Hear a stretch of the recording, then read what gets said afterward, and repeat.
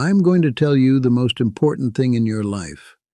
Imagine people are killing their dreams, doing unwanted jobs, living on other terms to build an ideal retirement plan. What if that plan failed and your last years turned out to be the most miserable of your whole life? Most of you watching this are living like you have a backup life waiting in storage. No, you don't have. The day you are breathing in is the only day you have. The word tomorrow is only for postponed a dream, to cancel a delightful meeting with a friend, and to postpone joys. I am 85 years old. I have done a corporate job, spent 60 years of my life writing books, studying human nature, and watching people ruin their lives. And today, I'm going to tell you something that will either make you incredibly uncomfortable or completely free you. Look around you. Society has sold you a massive, pathetic lie. They told you to spend your youth sweating in a cubicle, hoarding paper money, pleasing toxic people, and waiting for retirement to finally start living. And what happens when you get there? You are too tired, too broken, and too full of regret to enjoy it. I refuse to do that. I quit my 9-to-5 job at 52 because it was actually draining me. I pursued my dreams, aim, and happiness. And I can tell you with absolute certainty that the last chapters of my life are the absolute best chapters of my life. Not because I got lucky, but because I stopped playing by the rules of cowards. Let me tell you a real-life case. Arthur was my neighbor for 20 years, a brilliant man, sharp mind, incredible talent. But Arthur was a coward. Every single time life threw a massive, exciting opportunity his way, Arthur chose safety. He wanted to start a business, but he was afraid to lose his steady paycheck. He wanted to travel the world, but he thought he should wait until he had more money. He wanted to marry the woman he truly loved, but he stayed in a mediocre relationship because it was comfortable. Now Arthur is 84. I visited him in the hospital a few months ago. Do you know what he told me? He didn't complain about his physical pain. He looked at his wrinkled hands and said, "The heaviest thing I have ever carried is the weight of what could have been." Arthur spends his days trapped in a prison of his own mind, replaying the same tape over and over. What if I took that risk? What if I wasn't so afraid? But then there is the opposite mistake. The people who think that working themselves to death is the definition of a successful life. Let me tell you about Sarah. Sarah was a high-powered corporate executive I interviewed for one of my books. She was a machine. She worked 80 hours a week, climbed the corporate ladder, and made millions. She thought she was winning the game. She sacrificed everything for the hustle. Today, Sarah is 81. She lives in a massive, beautiful mansion overlooking the ocean. It looks like paradise. But inside that mansion, it is a graveyard of silence. Because Sarah was so busy building her empire, she never had time to build a soul. She never had time to sit down and actually listen to her children. She missed the school plays, the birthdays, the late-night conversations. She told herself, "I'm doing this for my family." No, she wasn't. She was doing it for her ego.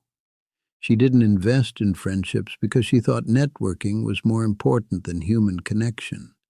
Now, her children barely call her. They view her as a bank account, not a mother.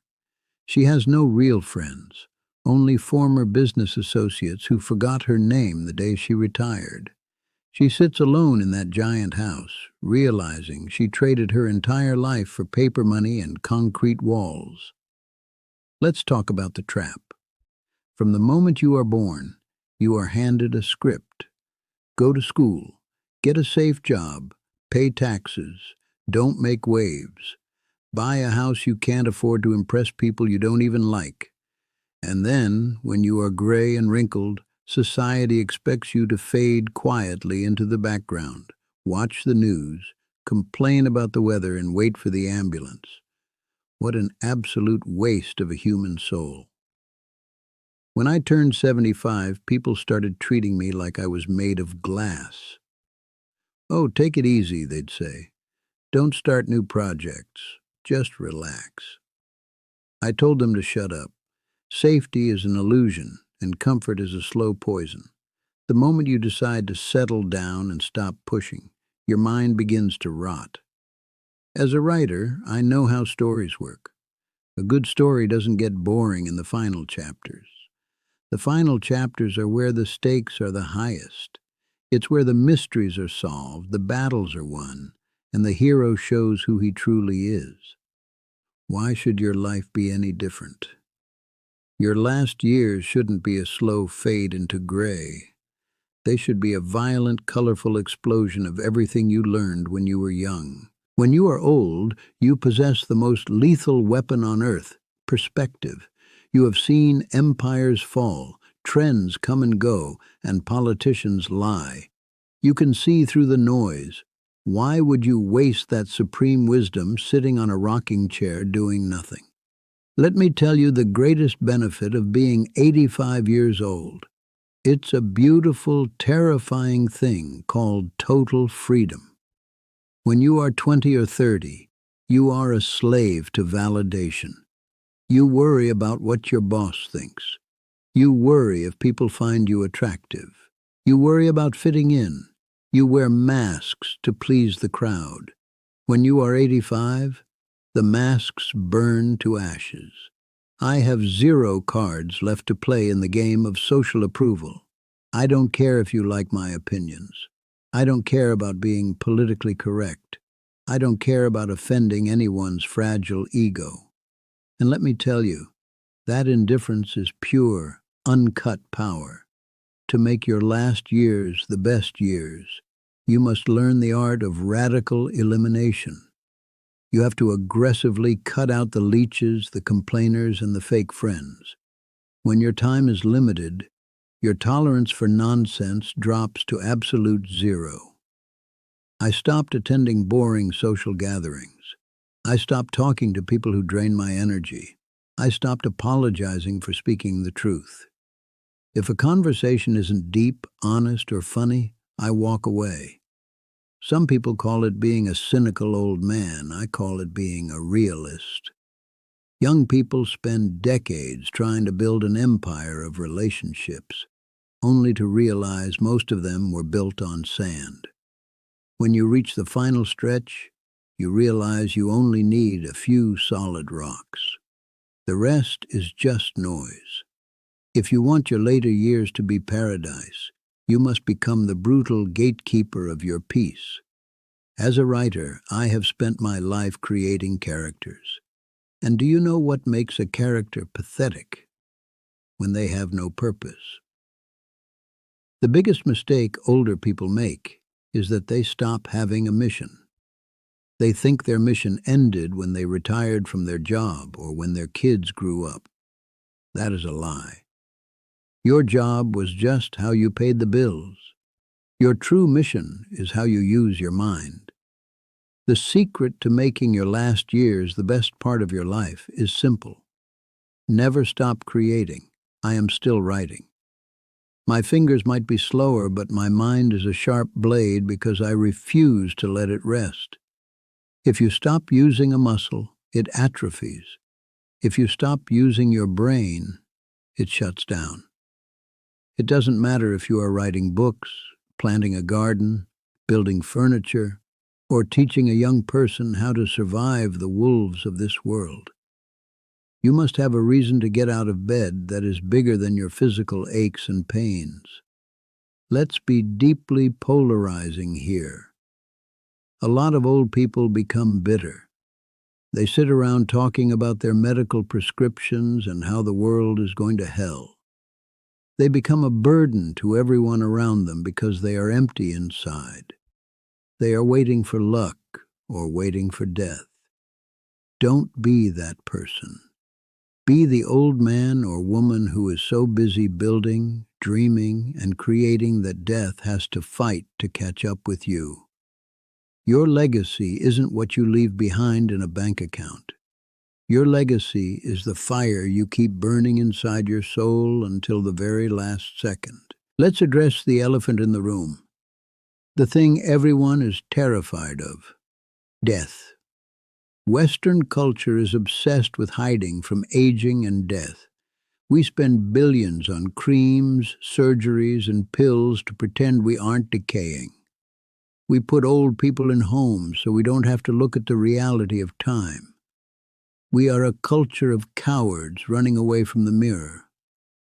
But as a writer, I know that a book without an ending is a terrible book. The ending is what gives the story meaning. The fact that your time is running out is not a tragedy. It is the ultimate gift. It is the exact reason why a sunset is beautiful, because it doesn't last forever. When you accept your mortality brutally and directly, fear loses its grip on you. I am not afraid of dying. I am afraid of leaving this world with unwritten pages. Every morning I wake up and open my eyes. I look at the ceiling and think, well, look at that. I got one more day. Let's make it a masterpiece. When you live with that level of raw awareness, food tastes better. A conversation with a real friend feels deeper. A walk in the fresh air feels like a miracle. You stop sweating the small stuff because you realize everything is small stuff compared to the finality of time. The best part of your life happens when you stop fighting the clock and start riding it. You stop trying to control the future, and you master the absolute presence of the now. So, let's wrap this up. I've given you the truth raw and unedited. If you are young, stop wasting your time living a script written by mediocre minds. Stop sacrificing your soul for a future that isn't guaranteed. Live intensely right now, so that when you reach my age, you actually have memories worth looking back on. And if you are older, stand up. Straighten your back. Stop acting like the play is over just because the curtains are starting to close. You are the author of your life, and you are currently holding the pen for the final, most critical chapters. Write something bold. Write something dangerous. Write something beautiful. Do not slide quietly into the night. Go kicking, screaming, creating, and laughing. Make them wonder how an old soul can have so much damn fire left inside. Put down your worries. Eliminate the fools. Find your purpose and run toward it with everything you've got. That is how you make your last years the absolute best part of your life. My time is ticking, and I've got work to do. What are you going to do with your day? If you have the courage to face reality and live fully, hit that subscribe button. Let's finish this story the right way.